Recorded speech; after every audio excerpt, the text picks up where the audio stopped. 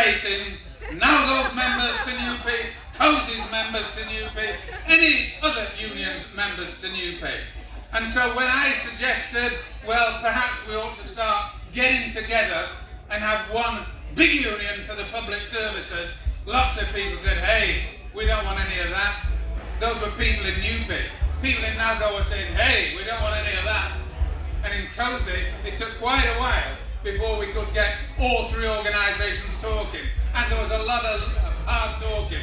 But aren't we pleased that at long last, in July 1993, UNISON was born? Are we pleased?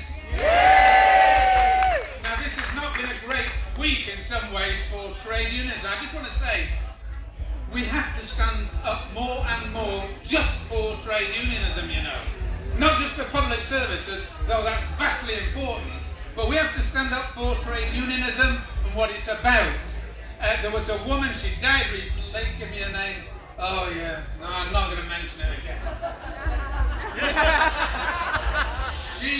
I was one of the ones, I was in Quebec City, 1987, and I gave a speech to the Canadian public employees, and I said, the day that she dies, I want to be one of the stakeholders that makes sure she doesn't come back. Now, I'm sure that's not a nice thing to say. Yes! But, Mr. Toomey, thank you very much. I just remember so many things about the union in this region and the people. There have been some of the pictures, some of the photographs earlier on. People who are now not with us anymore. Great, great sadness, but we hand our union on, decade after decade. We do our bit in our 3 or 4 decades, and we hand it on. Now, but we are in such a hard time at the moment. Remember, 1978-79, winter of discontent, 12.2 million trade unionists out of a workforce of about 28.5 million. Now, just over 6 million trade unionists out of a workforce of perhaps 32 million. We've got to do more. I mean, they're out there, and none as well, in the councils, in the universities, in the water industry, in the health service. You know that, I know that. And you're the activists, you're the ones who can get in there and say to those people who aren't in a trade union, if you're not in a union and you accept any of the benefits that unionism brings to you, it's like not growing any flowers in your own garden, waiting till spring comes along and stealing somebody else's. It's like getting on the bus and not paying when everybody else is paying. And it's an absolute moral disgrace. Now, we're not in the old situation where we can have a closed shop. You have to get people to join voluntarily with whatever means you've got. But the truth is 6.2 million people voluntarily. How many is in the Liberal? No, I'm not going to ask. We got 6.2 million. And we are in the public services, we are the womb to tomb people. Without the public services, there is no civilization. And we need to get that message over as well. A Labour government a long time ago, in the winter of discontent, I can remember it, some of you can't. Oh, I should have asked this. Anybody under 65 in here? Winter of discontent, my predecessor, General Secretary Alan Fisher, took me to see, am I alright? I tell you what, nobody ever does. Give her a round of applause. A great regional secretary.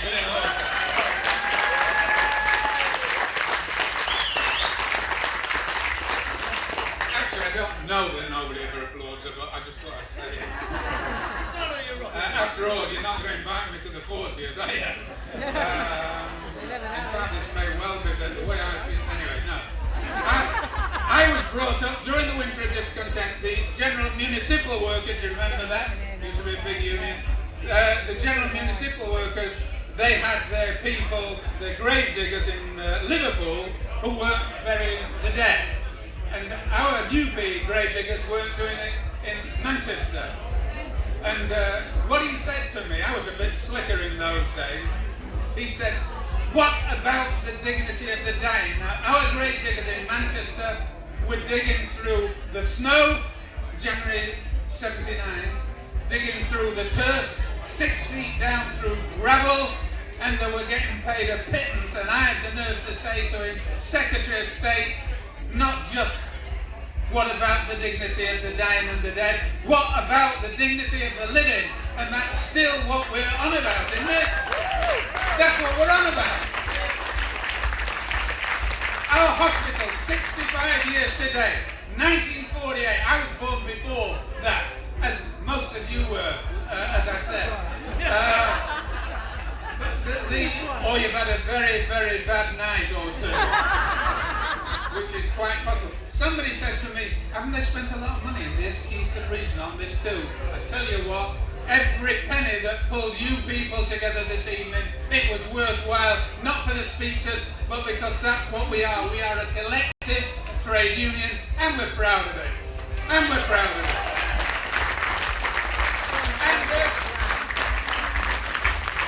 And already you've had a catalogue of the things that were done in the last 20 years. Well, you got rid of me for a start. I mean, you know, a lot going on there. I spoke to the General Secretary, who couldn't be here. He's speaking up in the Northwest this evening. And I said to him, what can I say? What can I say that you've said? Well, he said, well, obviously, give him my congratulations, but tell him to recruit. Recruit. Recruit. You remember somebody, well, they call him Tony Blair. He's educate, educate, educate. In particular, educate how to make money, educate how to make money, how to... Anyway. The fact is, it's there on the old Newpie banner for the Southeast Area 1 here. Organise, educate, agitate. Organise means getting those non-members into the union. You've got something in the region of 90,000 members in this region. That's a hell of a lot of members. I mean, you could buy places in every party. No, I shouldn't go on that. 90,000 members. You could have 100,000. You could probably get 110,000 over the next 2 or 3 years. It is possible, because they've said to you this evening already, the pain that you are going to be facing, not just pensions, but not just pay, but job cuts and the like. We need as many people in the union as we can to be proudly standing up and saying to this government or to any government, you know, no, you just can't walk all over us. They're talking, have you seen the members of Parliament? And can I say, I know we've got at least one here this evening, Kelvin Hopkins, and I'm really pleased, Kelvin, that you're here. Thanks for coming, mate. But they're talking about giving the MPs an extra £10,000 a year. And they're saying, I've heard them on the radio myself, and I know he said nothing political, but they're all the same, whichever party they are. They're saying, yeah, but it's an independent report. We've had independent reports on nurses, we've had independent reports on university non-teaching staff, we've had independent reports coming out our ears these last 50 years, and nobody ever gives us a decent living wage. That's the truth of it. So I tell you what, any member of Parliament that snaps up that money, make sure you find out which constituency it is, and when the elections are there, do something about it. Do something about it. I told Paul, the mayor, that I would say something about Clegg. Oh, why should I? So I'm not going to. What we're about as a trade union, and we're not perfect, 1.35 million members. 1.35 million members. Our union is against war. Our union is against a smaller state. Our union is for not just a minimum wage, which was got because of UNISON, but we want that minimum wage to be a living wage. Nobody thought that the minimum wage would be so low. We didn't struggle for a century, the public sector workers, to get a minimum wage that you couldn't live on. And when they talk about a living wage, we want a living wage, but we want it to be the minimum. The minimum wage should be a living wage.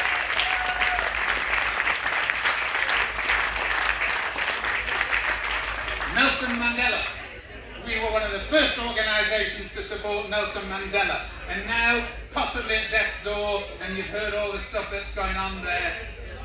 But UNISON were there, and the individual affiliate unions before that.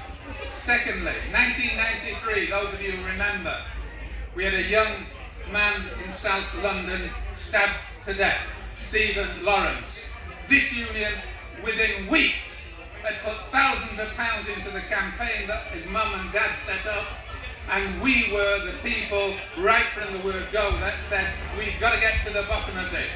And the sadness for me is that only 2 of those 6 people, who I personally believe were involved, have actually got sent down.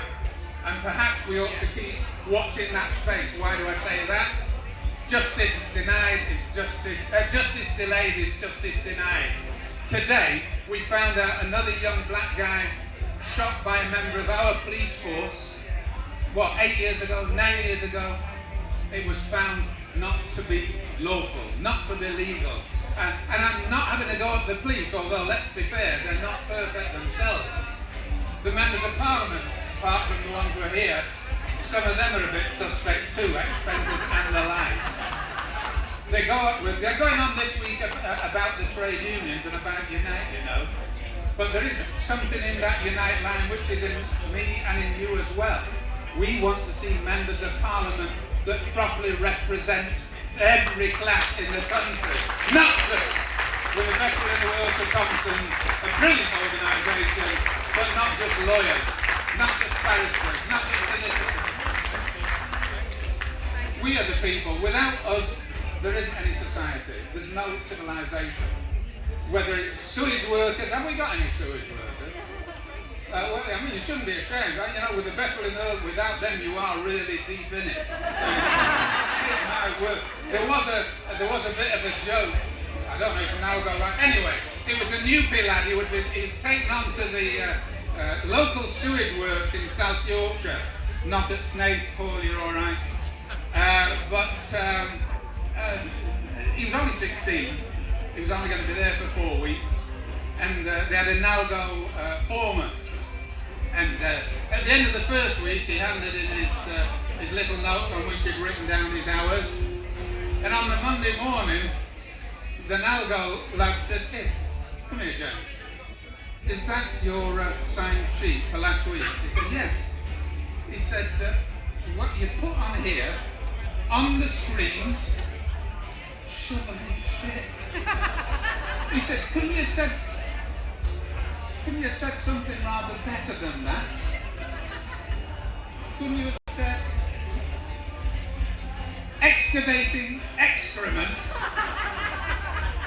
And James, good Newpie lad, said, "If I could bloody spell that, you'd think I'd be shoveling shit."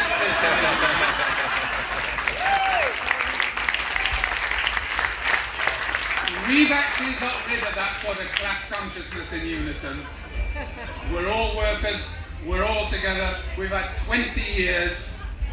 We've stood up against racism, we stood up against fascism, we stood up for decent public services, looked after by well-trained and properly paid public service workers, and they can come at us as they want. We're going to be here not just in 20 years, we're going to be here down the line as far as you can go.